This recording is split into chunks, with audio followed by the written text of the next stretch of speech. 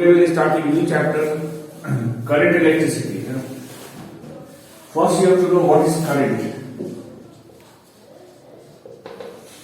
Notes I will send later, okay? I forgot to send a note. Current is the rate of flow of charges. You did in class 10, class 9 also. The rate of flow of charges is called current. The current formula we write like this. Current is equal to charge upon time. This is the formula of current. Current denoted by I, charge denoted by Q, time denoted by T. So your formula. This is the formula of current. I is equal to Q upon T. What is the SI unit of current? Ampere. SI unit of current is ampere. A-M-P-E-R-E, ampere denoted by A. And SI unit of charge is coulomb. Coulomb denoted by capital C. And SI unit of time is seconds. Okay. What is the necessary condition for the flow of current? The necessary condition for the flow of current is the potential difference or the voltage which must be applied across the edge of the conductor. No voltage, no current. Voltage is potential difference. One side we keep high potential, one side we keep low potential. One side we keep positive and one side we keep negative. Current flows from a point of higher potential to a point of lower potential. So, you have volts, voltage is volts. Suppose they are showing a vehicle and this is A, this is B, and outside is given plus 3 volt, here it is given minus 3 volt. Which direction will current flow? From high to low, A to B. Whereas electron flows in the direction opposite to it. Current flowing from A to B, but the electron will flow B to lower to higher. That is from B to A, opposite to the direction of current. Okay. If this is minus 3 volt and this is 0 volt, will current flow? Minus 3 volt and this is 0 volt, will current flow? Yeah, current flow from B to A. Okay, that way the question may come to mark the direction and all. Sometimes they may give a question like this way, minus 1 and this is B given, will current flow? This is the sign of earthing. What is the potential of earthing? The potential of earthing is 0.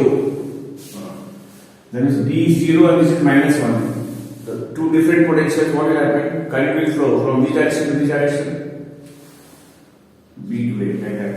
So this kind of question you may get. The idea behind is the current flows when there is a potential difference.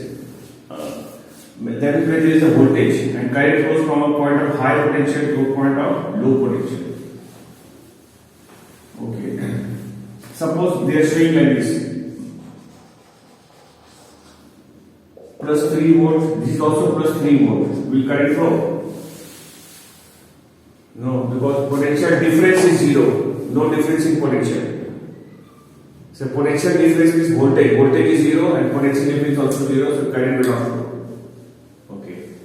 Sometimes they ask question like this. A bird sitting on a wire does not get electric shock. Bird sitting on a wire does not get electrocuted. Why? What is the reason behind? A bird sitting on a wire is not getting electric shock or does not get electrocuted. Why?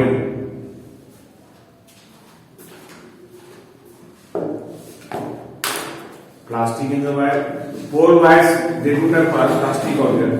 They are naked wire, aluminum wire. They are sitting over it and not getting any shock. Why?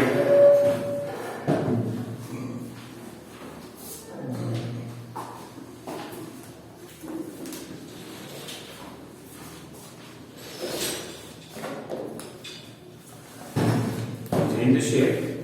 What has it got to do with shape?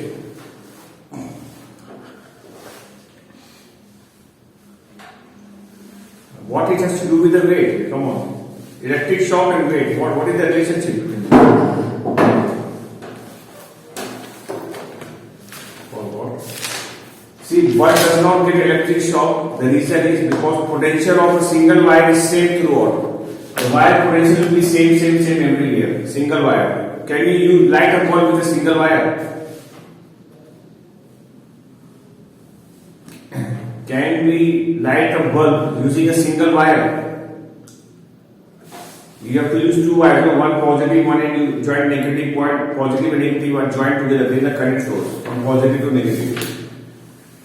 Because unless we have two wires, one is positive, one is negative, there will not be any potential difference. So, single wire potential will be same everywhere. The two legs of the bulb will be on the wires and both the legs will be at the same potential. That means potential difference is zero. That means voltage is zero. Hence, no current flows in the bulb. But when we catch the wire, we get shock. Why? Because we are connected with the earth, and the wire has got some potential. Between us and the wire, there will be potential difference. So, current starts flowing. But sometimes birds. By accident, by mistake, if it touches two wires simultaneously, then the bird gets shocked and the bird gets electrocuted. Suppose two wires are there and the birds, by flapping the feathers, touching both the wires, then there will be potential difference created and now current will be running in the body of the bird and the bird will get electric shock and get electrocuted. Is it understood? Why it happens?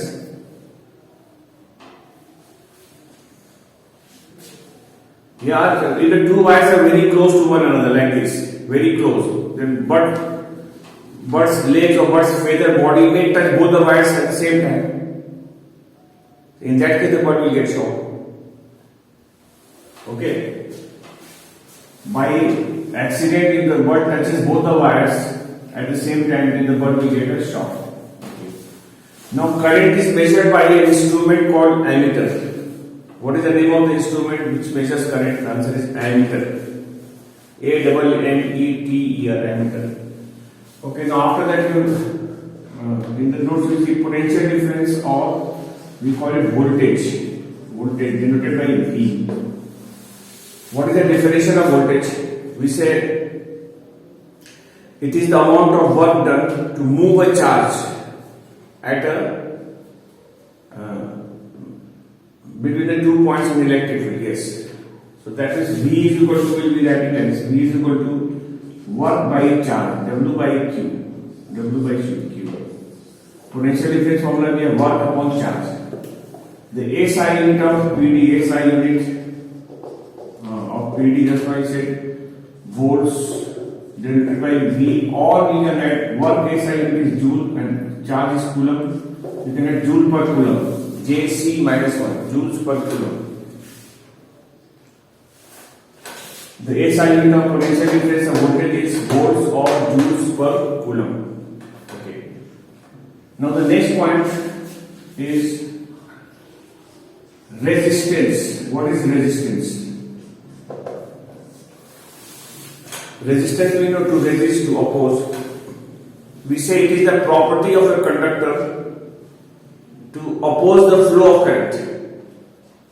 Every conductor has the property of obstructing or opposing the current. That obstruction or that opposition is called resistance.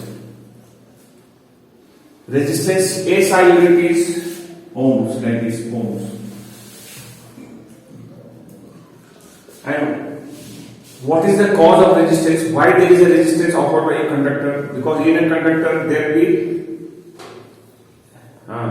in the conductor there will be electrons and there will be fixed ions.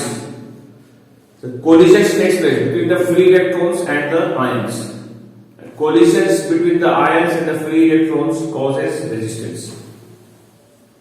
More the collisions, more the resistance. Less the collision, less the resistance. Okay.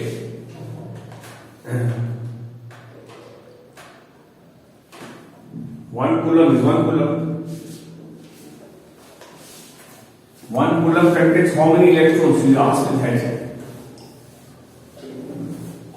One coulomb is the charge of this many electrons, 6.25 into 10 to the power of 18 electrons. This many electrons charge will be equal to 1 coulomb. This thing you have done in class 10, so it will not come out. Resistance depends on 4 factors. You have the notes already, I stated about it. Okay, fine. If you remember very good. Resistance depends on 4 factors. First factor is nature. First, nature of the conductor. Second factor is length of the conductor. Length of the conductor. And here we write R is directly, this is a sign of proportional, directly proportional to the length. Third factor, area of cross section. Of the conductor. We write resistance is like this, inversely proportional to the area of cross section. And the fourth factor is temperature of the conductor. If we just have temperature, it is also okay. That is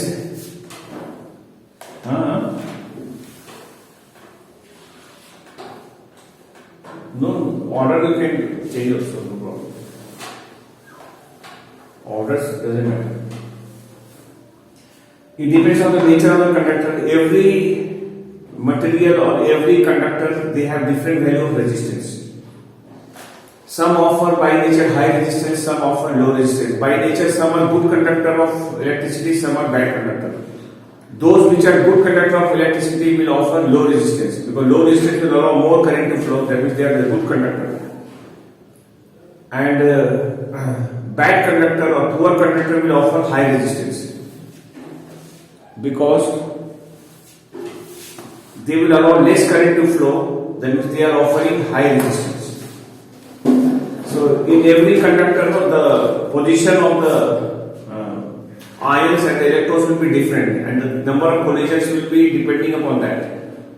In some, there will be more collisions, more resistance will be there, is poor conductor and all. And in some, there will be more gaps, that means less collision will take place. So they are good conductor. Silver is the best conductor. Remember, silver is the best conductor of electricity. And after that comes copper, then comes aluminium, then comes iron, etc. Just keep in mind this idea. Then the bad conductor of metal of electricity is tungsten, which we use in making the filament of a bulb. It offers very high resistance. That's why when the current passes through it, it becomes too much heated up that it emits light. It gives light. Yeah, what? You had any questions?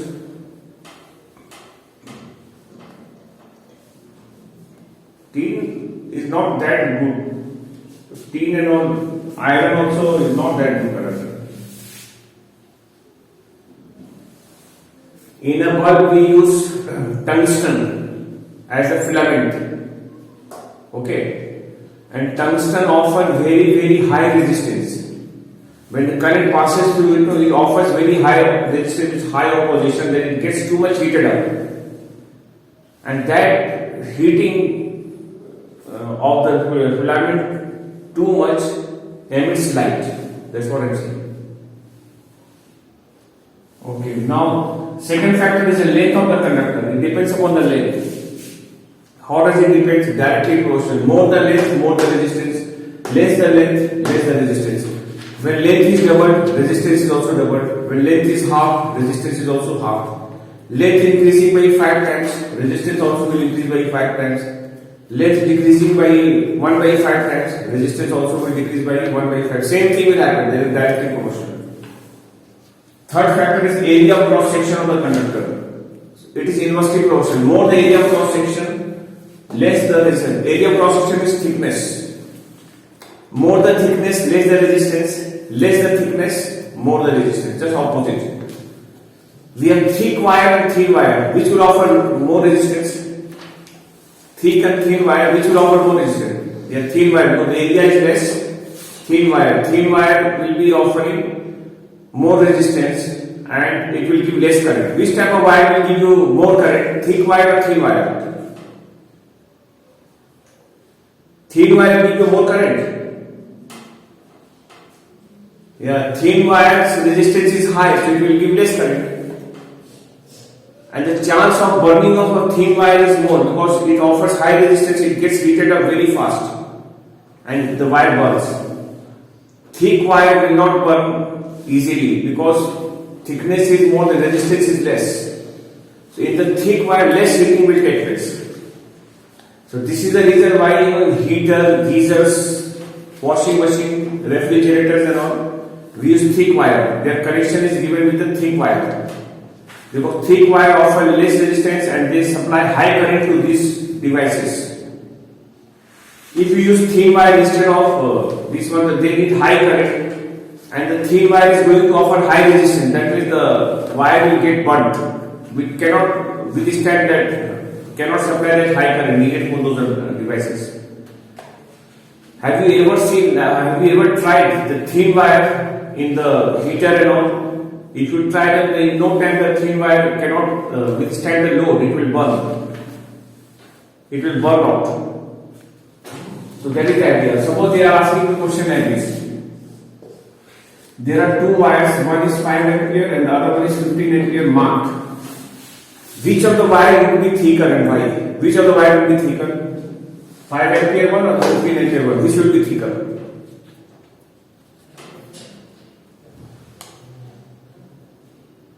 15 ampere will be thicker. Why it will be thicker? Because since the current is high, so the resistance will be low, and the low resistance will be offered by thick conductor. Because when the thickness is more, the resistance is less.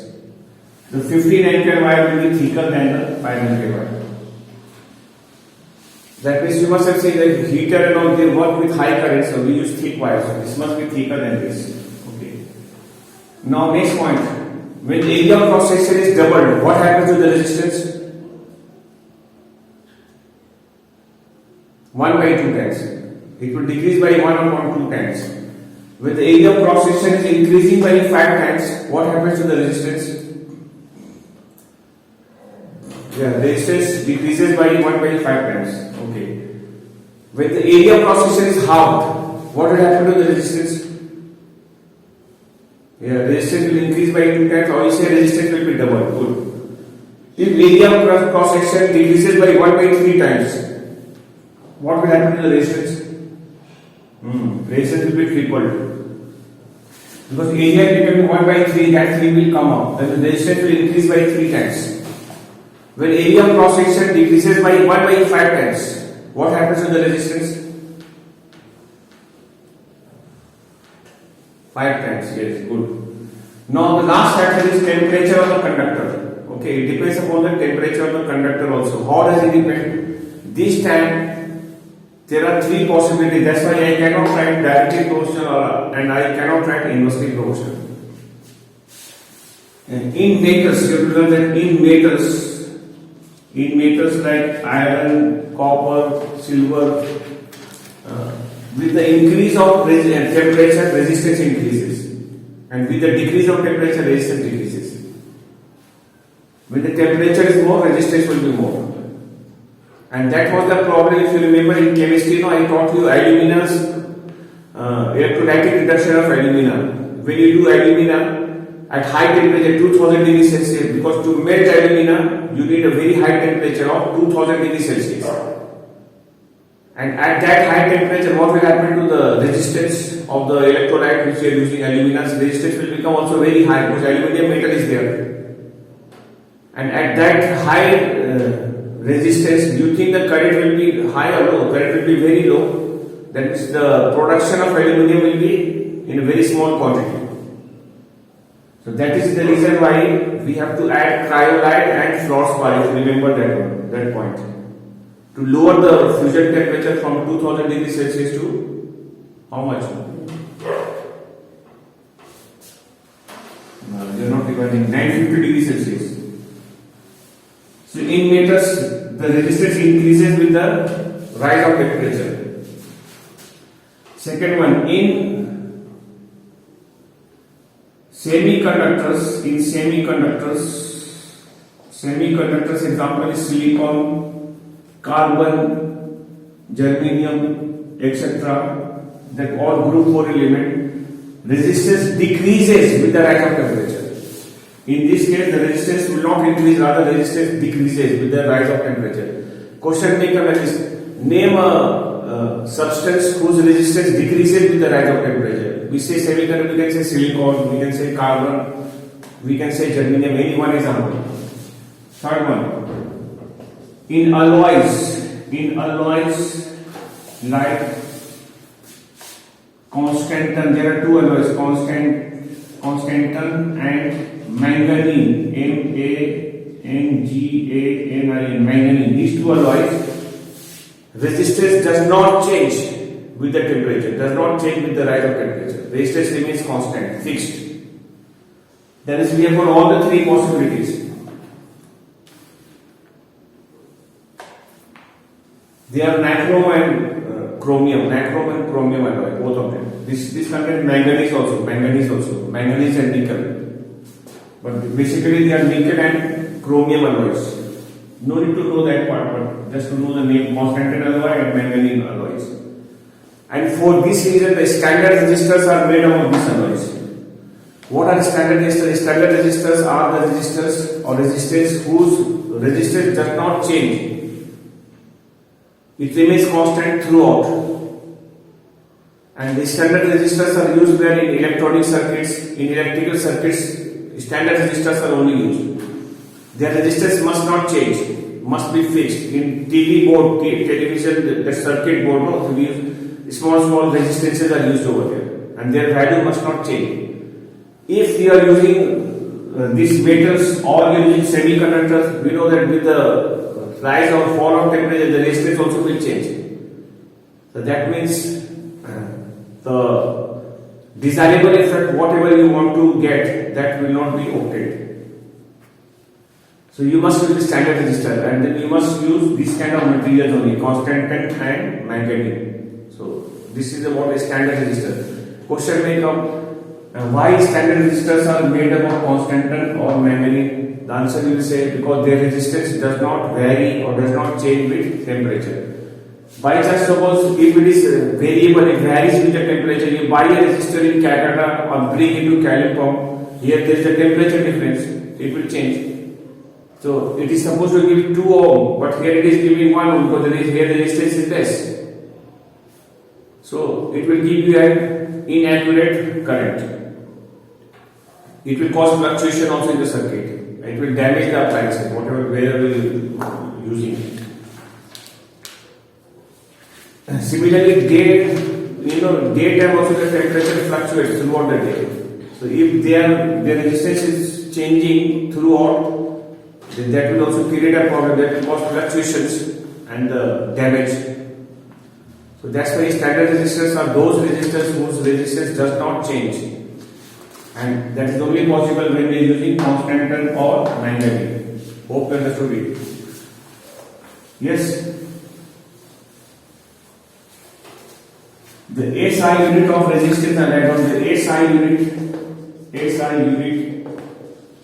of resistance is ohms. Resistance is ohms, OH, denoted by a symbol like this. This symbol is called omega. The SI unit of resistance is ohm, denoted by the symbol sigma. The symbol, omega. What is reciprocal of resistance? Reciprocal of resistance is called conductance. Reciprocal. We write formula of conductance is equal to 1 by R. 1 upon R. And this SI unit will be ohm to the power minus 1. It's called ohm inverse. Or we can write as in what we can write per ohm. The SI unit of conductance is per ohm. If the resistance is high, conductance will be low. If the resistance is low, then conductance will be high. Just opposite, because conductance and resistance are reciprocal. Okay. Then after comes Ohm's law.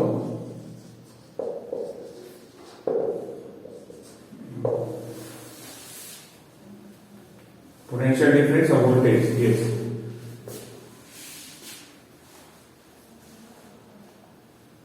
Very good. You learned it, you are just reading through the notes, copy just now. What are you doing? Huh? You know it by heart or you are just seeing the copy or notes, whatever? Huh? Yes? Okay, good. Ohm's law states that the current flowing through a conductor is directly proportional to the voltage or potential difference applied across its ends, provided temperature and the other physical conditions are kept constant. That is, it says that I is proportional to the voltage. When you increase the voltage, current also will increase. When you decrease the voltage, current also will decrease. They are directly proportional. More the voltage, more the current. Less the voltage, less the current. No voltage, no current. That is also there.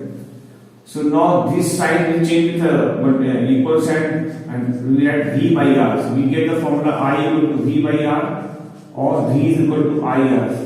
This is called mathematical formula or mathematical form of Ohm's law. V equal to IR.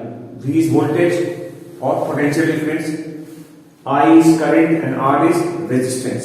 So this is the formula given by Ohm's law. And Ohm's law says that voltage is proportional to the current. More the voltage, more the current, less the voltage, less the current. V is voltage or potential difference. Hope you understood it. What is the limitation of Ohm's law? We say Ohm's law is Ohm's law is valid only when temperature is constant. It is not valid when the temperature is changing. Okay. And it is valid only when the other physical conditions such as length and area of the conductor remains the same. That is indirectly it says that when R is constant, then only it is valid. R must be a constant quantity there, and you know R depends on 4 factors. All those 4 factors must be constant. Then only the Ohm's law is valid or is holding true. Then we give the definition of 1 ohm. 1 ohm resistance. Question we have defined 1 ohm resistance. What is the definition of 1 ohm resistance? Yes, Bonnie. Huh?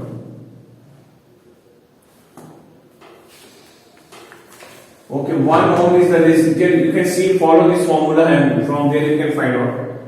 The value of R you have to get 1. How can you get 1? Apply the voltage of 1 volt and let the current flowing is 1 ampere.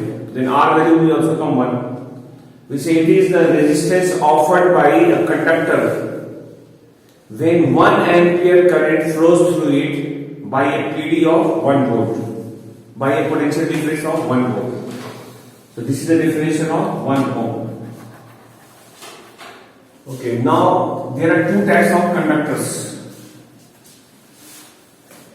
First one is called ohmic conductors, and the second one is called non-ohmic conductors. What are ohmic conductors? We say the conductors which obey Ohm's law. The conductors which obey Ohm's law are called ohmic conductors.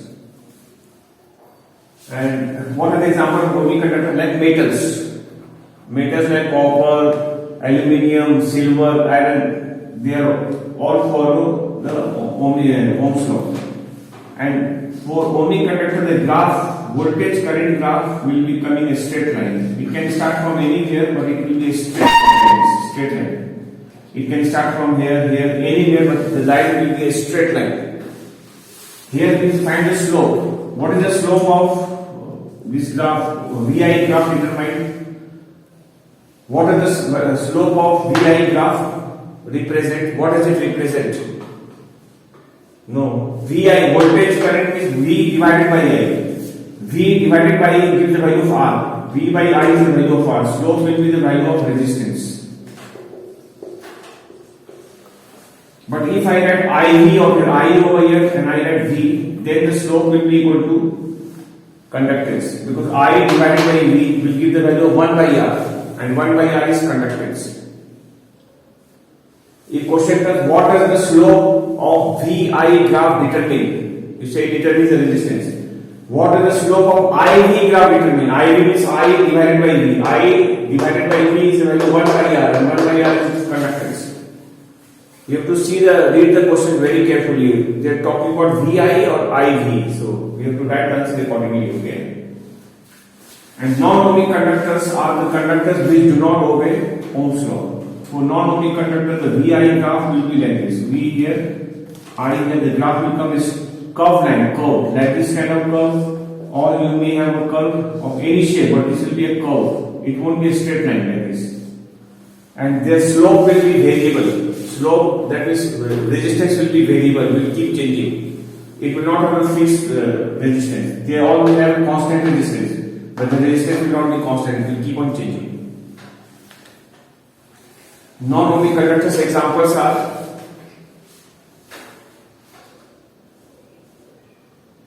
diode. Then we have filament of a bulb, like tungsten inside a bulb. When it is glowing, so it becomes non-ohmic conductor. Transistors. Then we have electrolytes. Electrolyte also is the example of non-ohmic conductor. Diode is a device containing cathode and anode together. It's called diode.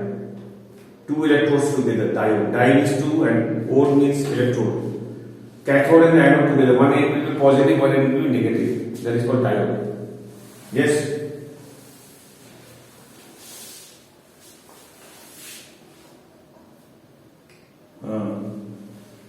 Less the resistance, more the conductance. Conductance means the word coming from conductor, conduction. If the resistance is high, then conductivity will be lower, then it won't conduct more. It will stop more current. If the resistance is low, it will conduct more current. That is the idea. So they are reciprocal of each other. Okay. Then comes superconductors. What are superconductors? If you know. What are superconductors? Super.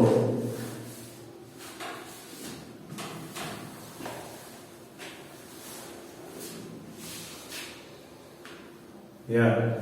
The substance whose resistance is zero is called a superconductor. The substance with zero resistance is called a superconductor. What are the examples of superconductors? No, not silver. Silver is the base conductor. It offers low resistance, but its resistance is not zero. Metals like lead, tin, mercury. These are the metals. They behave as superconductors. They become superconductors at a very, very low temperature. That is somewhat close to the absolute zero. That is minus 273 degrees Celsius. Their resistance becomes nearly zero, and they become superconductors. They are these kind of metals only, normal metals only. They are not the unique type of metals. So they are the normal metal, mercury, lead, tin only. They only become superconductors, but at a very, very low temperature. The main difficulty of superconductivity is the phenomenon of making them superconductors. The main difficulty with the superconductivity is the maintenance of such a very low temperature. It becomes very, very expensive, and to maintain such a low minus 273, just imagine, minus 273 degrees Celsius is a very, very low temperature. So you need a refrigerator of very expensive type, and a very special type refrigerator you need. Otherwise, superconductors could have been very, very useful in minimizing the energy loss in electric devices. In many electric gadgets, electric devices, there will be energy loss due to the unwanted heat generated. Resistance is there, it will generate heat, and that heat we may not make use of. It will go as a loss of energy. So, if we are using superconductors, since its resistance is zero, so it will cause no heating effect. So, such superconductors, in superconductor, the heating effect will be zero. No heating will take place in the superconductors. Question make and you will analyze. A current is passed through a conductor and it does not get heated up. Give a special name to that conductor. Then you say superconductor. Why it does not get heated up? Because its resistance is zero. So superconductors could have been very useful if we are if we are making them at normal temperature, at room temperature or at normal temperature, if we achieve superconductivity, these superconductors could have been very, very useful. How this could be useful? The size of computer would be very small, because superconductors will make them very smooth, highly smooth and all. And then electric cable, we will not be using thick wire. Instead of using thick wire, we can use thin superconductor wires. There will be no loss of energy in it. So no heating of the wire, no breaking of the wire will take place. And the superconductors could be very useful in minimizing the heat, loss of heat in devices such as transformer, such as motors. In motors, unnecessary motor gets heated up. Transformers also gets heated up unnecessarily because of the resistance. If they are made up of superconductors, such loss of energy can be minimized. Understood, superconductors? Okay. So today our lesson is this much. We will continue.